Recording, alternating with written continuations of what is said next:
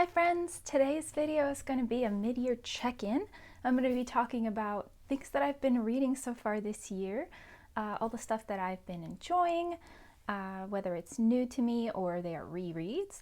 I'm also going to talk about disappointments and some stuff that I want to get to before the end of the year as well, and some extra things thrown in there too. So this is kind of based on the mid-year freakout tag. There's stuff in there that I feel like is not very relevant to me. I don't really focus on new releases all that much, and so I decided to kind of customize it and use a different format. And yeah, but I've got tons of books to talk about, so let's get right into it. So I'm going to start with my favorite books so far this year, and I'm going to start with 4 fiction books. The first one is literary fiction, and it's Cold Enough for Snow by Jessica Au. And I really love this. This follows a mother and a daughter traveling through Japan, and it's first-person perspective from the daughter's point of view. And it is pretty plotless. It's really not so much about the plot. It is very much about everything that the main character is thinking about. It's very much ruminations on relationships and communication.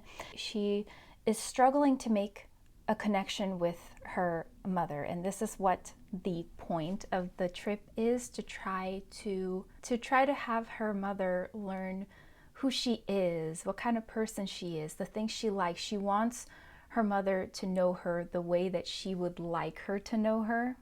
I don't know if that makes sense, but it's really beautiful and sad because that's such a difficult thing, to control the way that someone else comes to see you and perceive you. And so we see her with that struggle. But then she's also, as they are having this trip, she's thinking about lots of different things. She's thinking about things related to art and life and memory. She doesn't know very much about her mother's background. She doesn't talk about her family or where she came from. She is, I want to say, Malaysian, and she doesn't really, the main character doesn't have much of a connection to her roots, and so she talks about how strange that is to her, that she just doesn't really know or understand that side of her mother and of her life. And I just found it very enjoyable to see her struggle through this, honestly. So yes, it's very thoughtful and thought-provoking and gentle, and I really enjoyed that about it. I have a quote. At once a careful reckoning and elegy, Cold Enough for Snow questions whether any of us speak a common language, which dimensions can contain love, and what claim we have to truly know each other's inner world. Yes, so I really enjoyed that exploration of the main character and also her relationship with the mother. And next, I have another literary fiction. This is Mild Vertigo by Mieko Kanai, and this was translated by Polly Barton. And so it was written in '97, and it follows a Japanese housewife in the '90s, and it is very much a character study of this character and her life as it is in this sort of moment in her life. And I really enjoyed the translation. It didn't read like a translation, and I think that's a successful translation. And so this is about a housewife, which I love. A housewife main character, I don't know, I feel like there's such a great vehicle to explore so many different things. And so yes, so this is all about how someone can be deeply unhappy and unsatisfied, but also deeply ambivalent about changing. It's about the pull of conformity and complacency and the creeping dread of everyday routines and minutia. And it also discusses communication and class anxiety. And I just really enjoyed the exploration of all those themes. And it's written in a stream of consciousness style and very kind of long or run-on sentences that really mimic the main character Natsumi's inner monologue. And so it definitely gives you that sort of like slowly revolving feeling of that idea of a mild vertigo as she is just kind of taken over by this sense of unease. But I really enjoyed how kind of subtle it is, because you know, it's a mild vertigo, not a completely losing your mind. It's a slow creep. But yes, so I thought it was very successful. I really enjoyed it.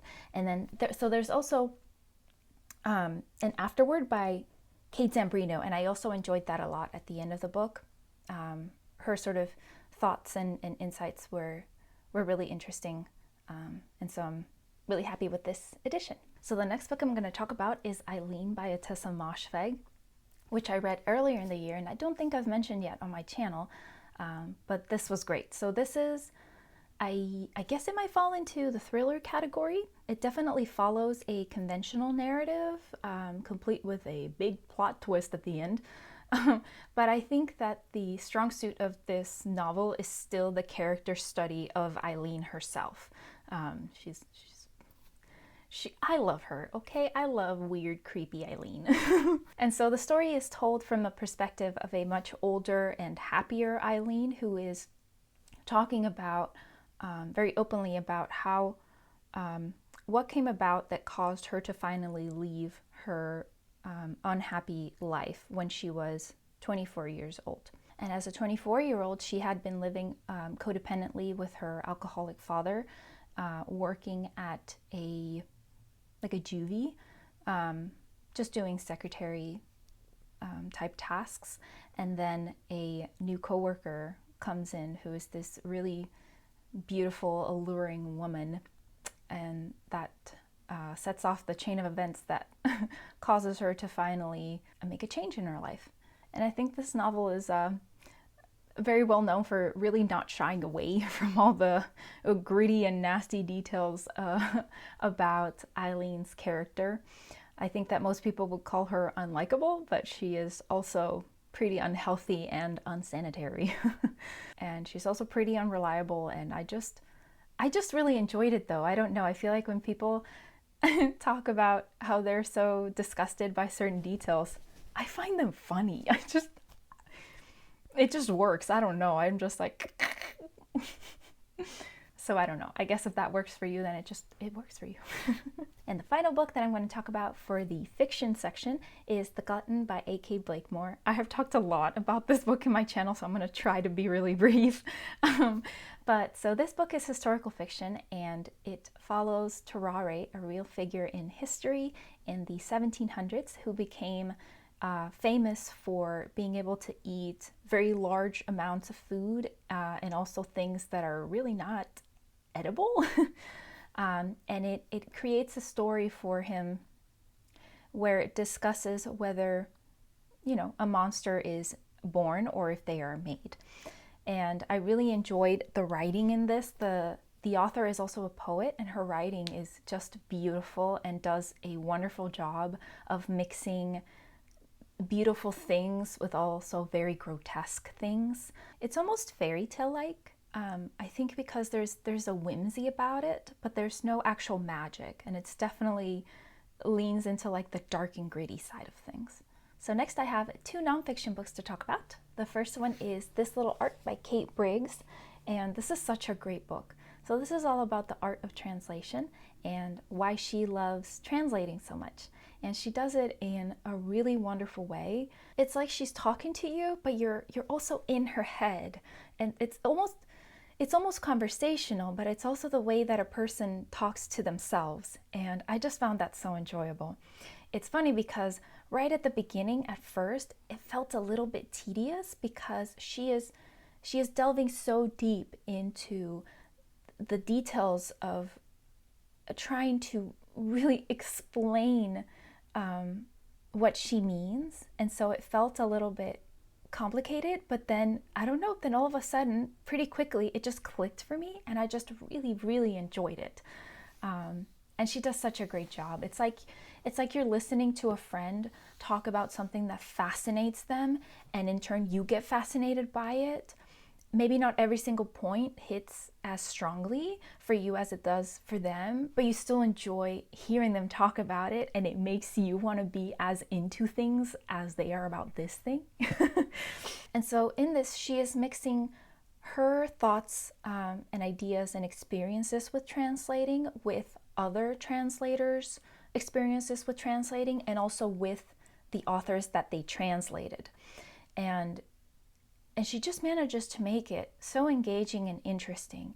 And it's interesting because she's talking about relationships between translators and the authors they translated for. And there's a moment towards the end of the book where it almost feels like a novel, where I got teary-eyed because of the way that she was telling the story between these two people. I was like, how did she do that? So yes, I did not expect to enjoy it as much as I did.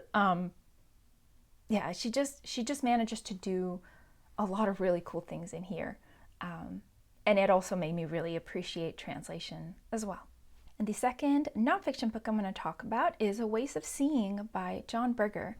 And this was actually adapted into a BBC miniseries. I think there's 4 episodes, and they're available on YouTube. So I'm going to link them below if you guys would like to watch them. They are so worthwhile. So the whole book was made into the series. So if you'd rather watch than read, you can go do that. I think this is a really important book, and I think that some schools have it as required reading. I'm guessing in the UK, mostly in the UK. But this is a really cool exploration of art. So this questions traditional views and ideas about Western art and then relates it back to our modern consumption of media and marketing. And it's just fascinating, and it's, I think, really important because whether you consider yourself an art lover or not, it's more about learning to question your assumptions about the media that you consume on a daily basis. And yeah, it's very fascinating. Hopefully I didn't make it sound boring, because it's really not. So I'm going to move on to classics now. And the first one I'm going to talk about is The House of Mirth by Edith Wharton. I still need to get a pretty edition of this. She deserves a pretty edition. But so this follows Lily Bart in New York at the end of the 19th century. And this is about her life. She is a high society woman who is an orphan at this point. She is fiercely independent, but also unable to afford the lavish lifestyle that she is used to and loves. And she's also nearing her 30s, which means that she is running out of time to get married. And so it's all about her struggle to stay afloat and keep that lifestyle that she would like to keep. And the writing in this is just really, really good. And Lily Bart is a really compelling and interesting character. So yes, and I am very excited to read more Edith Wharton because I really did enjoy this quite a lot. And the other classic I'm going to talk about is maybe a little bit premature, but it's a prediction. I'm talking about War and Peace by Leo Tolstoy. And the reason that it's a prediction is because I'm not done reading it yet. I'm doing my slow read of this year, and I am enjoying that so much. And it's amazing. It's as amazing as anybody who has read it will tell you. It's absolutely true. It's really worth it to read, really, at some point in your life, or multiple times in your life, as I'm sure I will. And this is a novel about life. So there are many characters in this, but it does come to focus mainly on a small number of characters, and we get to see them go through challenges and face their fears. Also have moments of a lot of happiness and lightness and clarity, and everything in between. And it's just wonderful. It's life. It's everything and nothing. And I just love Tolstoy. I really want to keep reading more from him as well. I've read Anna Karenina twice, and I would actually really love to read it again. But yes, I need to branch out and read new things from him as well. So for potential new authors based on what I've been reading this year, I would say definitely Edith Wharton. I love her writing, and I have The Age of Innocence to try next by her. And I feel like 2 books by an author is like the bare minimum to say that they're a new favorite. So I gotta keep trying more and confirming that she's a favorite. And I don't really know the synopsis for this. Honestly, I don't think I need to know the synopsis for it. I think I have an idea of what to expect from her now. This is Newland Archer's world as he prepares to marry the beautiful but conventional May Welland. But when the mysterious Countess Ellen Olenska returns to New York after a disastrous marriage, Archer falls deeply in love with her. Torn between duty and passion, Archer struggles to make a decision that will either courageously define his life or mercilessly destroy it. So yes, I don't think I need to know anymore. I just expect to love everything by her. And the other potential new favorite author, I think it might be Kate Briggs. So I already have this, The Long Form by Kate Briggs, which is fiction, whereas the other one was nonfiction. But I already sampled a little bit of this, and I think I'm really going to enjoy this. So this is literary fiction, and it follows a mother and a newborn daughter right after the daughter is born, and it follows their first days, I think, together as the mother is trying to get used to their new circumstance. And I know that it's going to be about a lot more than just this mother-daughter relationship, because the long form refers to Roland Barthes' term for the novel. And so I think this is also about writing and novel writing. And so, yes, and I'm happy to leave those things just sort of nebulous and kind of figure it out as I go. Yes. Also, what a cool format. These Dorothy editions are so cool. So the next section is going to be all about books that surprised me. And the first one that I'm going to talk about is Mrs. Dalloway by Virginia Woolf. And the reason that this one surprised me is because I tried reading this before and it didn't go well. I didn't click with it. And then I decided to pick it up again. And this time around, I went into it, I think maybe a lot more kind of open-minded.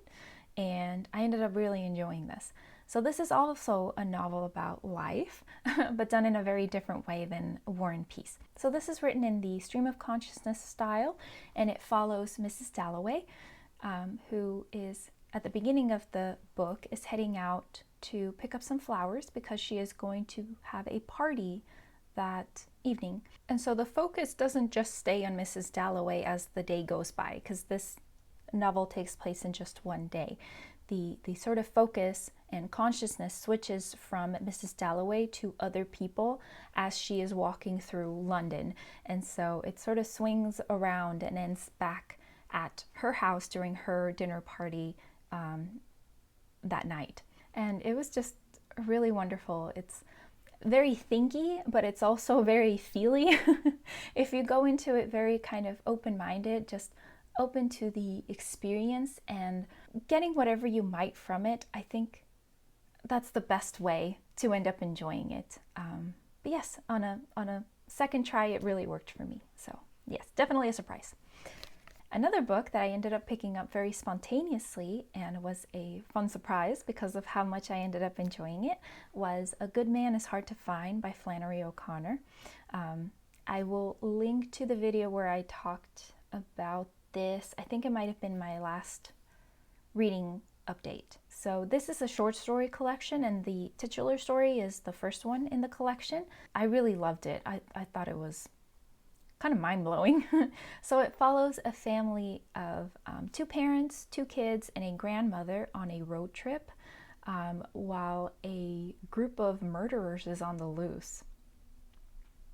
And yeah, Flannery O'Connor's writing is just really sharp and witty and funny and pretty brutal, kind of shocking. And the rest of the stories in the collection also fall into the Southern Gothic genre. And so it's this mix of humor and like impending doom that kind of engages your morbid curiosity to just find out what's going to happen.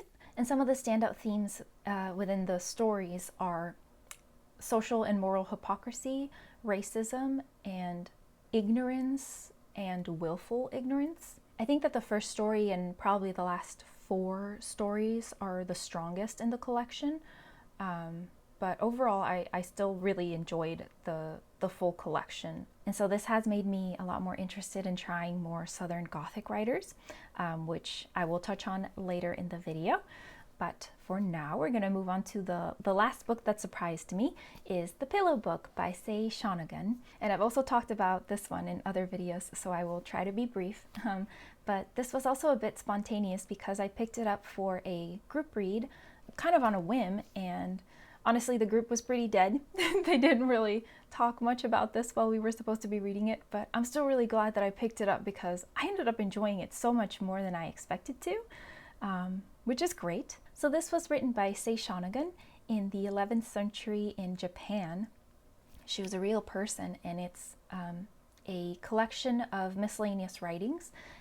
It's got diary-like entries, poems, and notes. And so it's a really fascinating look into court life at the time.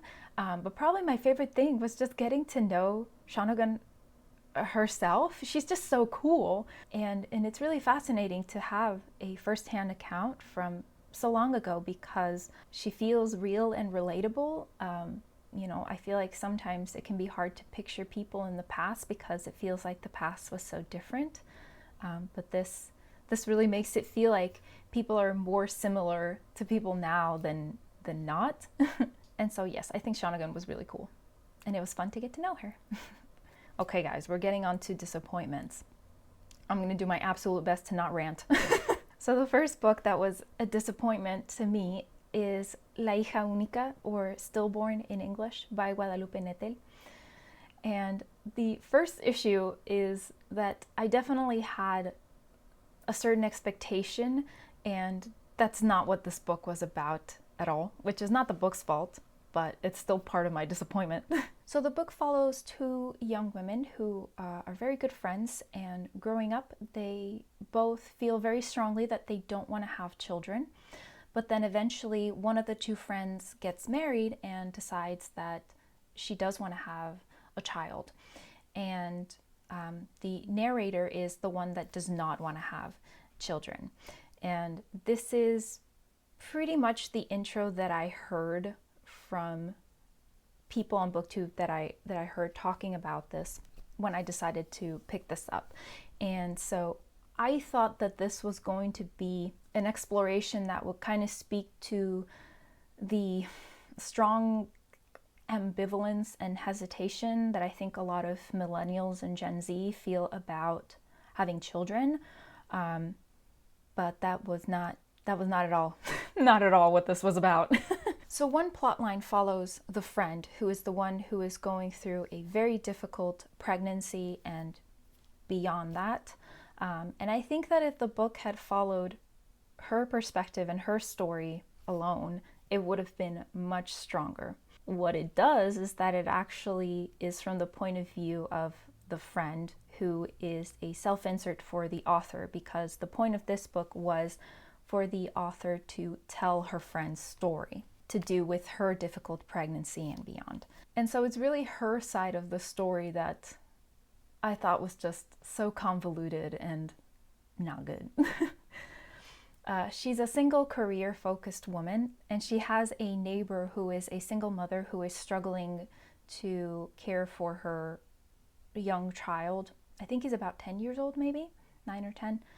And so the narrator decides to infiltrate their lives and fix it for them. And then there's also a subplot where her relationship with her mother comes into play. But everything about the narrator side of the story, the things that she was bringing to the book, were so contrived. And everything on her side just resolved in the most convenient ways, just eye-rollingly convenient. And it just became a vehicle for the author to express her thoughts and opinions on the idea of motherhood and caregiving. It was just really unsubtle, and it just came off very pandering. So I just really didn't enjoy that very much. I kept telling myself that it was going to get better, and then it was done. And so I kind of resent it. So yeah, it was very much not for me. I also think it's just not good in general. The next book that was a disappointment to me is The Idiot by Elif Batuman, which is so sad because so before I read this, I watched a talk with Elif, and I loved it so much. I was just fascinated by her mind, the way that she talks about things and thinks about things. And I ended up watching a bunch of other talks with her, and I was just so excited to read this. I was like, this is going to be my favorite new thing. So this follows a young woman on her first year of college in the 90s. And Celine is a very interesting character because she is looking to learn how to live through education, and specifically from books, which is kind of really juvenile, but also kind of endearing. And it just makes for kind of interesting and funny thoughts and interactions that she ends up having. But she also rationalizes everything, and she is not in tune with her emotions at all. She tries to hide her emotions, and she seems almost afraid of them. She can physically feel the manifestations of her emotions. She'll talk about the way she feels in her body, but she doesn't name her emotions. And so it's a little bit hard to get to know her, even though we're in her head. And so the story begins with a focus on education and her experience in college. But then pretty quickly it shifts because she becomes infatuated with this boy from school, and it just becomes about her trying to figure out what their ambiguous relationship is or isn't. And so I really enjoyed the exploration of how a person is formed by their interactions and experiences. And so the writing takes on this sort of granularity that I very much enjoy. There's lots of aphorisms and little moments and interactions that speak truth to life. And those really kind of kept me going. But I think that the parts for me just didn't really come together into something that felt satisfying in the end. And that was the biggest thing. I know that Elif wanted to keep things very close to her experiences because it is based on her experience on her first year of university. Because of her fascination with this idea of how the specific things that a person experiences make them as a person. But I think that the story might have been better if she had fictionalized it a little bit more. But for me, the greatest letdown is that she learns nothing at the end. And I get that maybe that's sort of the point, but that just doesn't seem very real, and it's definitely not something that I enjoy in novels. When there is no takeaway for the character, if not the reader, it just, I don't know, it's just kind of unsatisfying. But this might be a book that I come back to in the future and try again, just to see if I feel any differently about it. And I might also read Either Or, which is the sequel, because. And the last book I'm going to talk about that was a disappointment is The Days of Abandonment by Elena Ferrante. And I just had really high hopes for this because I've seen people really love this. So this follows a woman who is being divorced by her husband, and she is falling apart, quite literally just falling apart. And so it really is about her inability to cope with that reality after it sets in that it is happening. And so I think the novel takes place in just a few days, a very short amount of time, and it is all about her unraveling. And my problem with this was very similarly with The Idiot, that she really doesn't learn anything from it. I think it's all about her rage and her moment of raging and being messy and making a mess.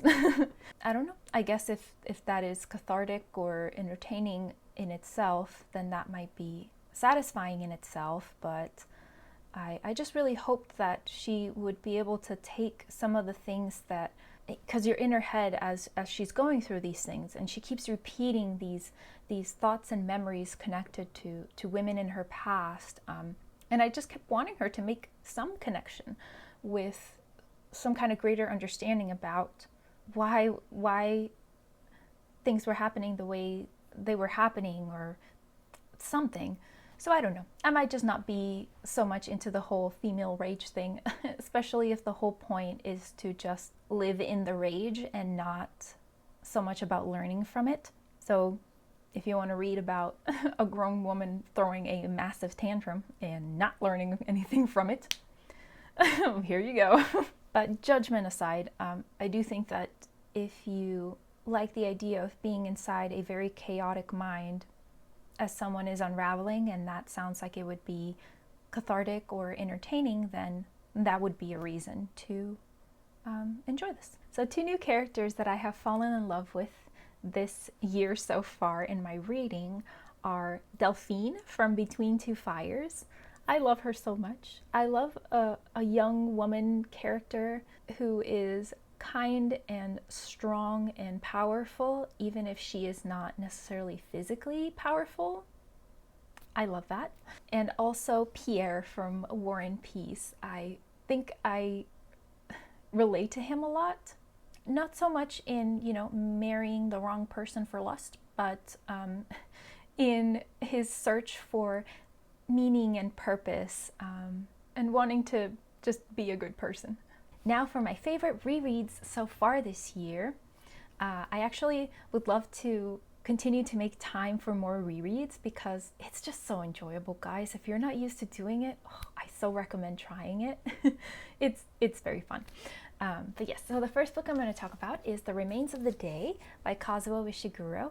I just reread this last month, and it was so nice. This is an old favorite. So this follows Mr. Stevens, who is a butler in England in the 50s, and he goes on a road trip that gives him a lot of time to look back on his life and come to make some kind of deep realizations about his life. And I love revisiting this. I just love the thoughtful and layered writing and being able to read between the lines of an unreliable narrator. He kind of withholds a lot and hides his feelings, but then he sort of reveals them as he retells things that happened. And yeah, so definitely still a favorite. And then the other reread that is just making me so happy is Inuyasha. This is the 3rd omnibus because I'm onto this one at this point. But yes, this is an old favorite series of mine. Love the anime, love the manga, and yeah, it's so good. It's just a really fun story full of humor and adventure. It follows Kagome, a young woman, teen, who jumps down a well and finds herself in feudal Japan. And through circumstances, she must join forces with a half-demon, half-human to retrieve the shattered fragments of a sacred jewel that have spread around Japan, while jumping back and forth in time and keeping her life in the present afloat. And the last reread I'm going to mention is one that I am reading right now, and it's the Annotated Pride and Prejudice. So it's my first time reading an annotated edition of Pride and Prejudice by Jane Austen, and I'm enjoying it so much. So this is more of a prediction, I guess, since I'm not done reading it, but like, it's a favorite. And yes, it's so good. I love it so much. And I would assume that most people know what this book is about, but I'll just summarize real quick.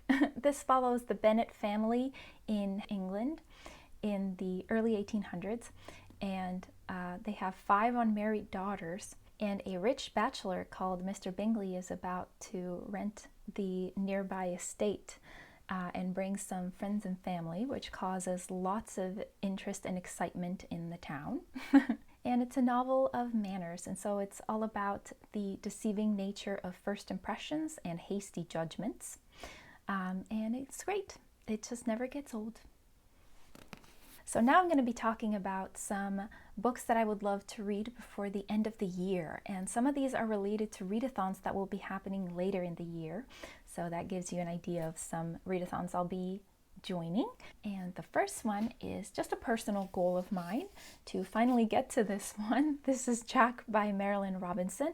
It is the 4th and final book in the Gilead series, and this one follows Jack, who is the prodigal son of a minister. And yes, I love Marilynne Robinson's writing, and I am very excited to, well, I kind of don't want to finish the series, you know? It's one of those where it's like, I don't want it to end, but I need to get to it because I think this came out in 20. So I need to get to it.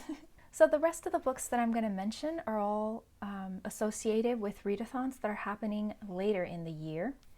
And the first one that I'm going to talk about is As I Lay Dying by William Faulkner. I am very excited about the read-along for this, for Faulkner in August. I will link to Hannah from Hannah's Books video on this, so you can learn a little bit more about it, and you can join the readathon in the group chat if you'd like to join. So yes, I will link to that.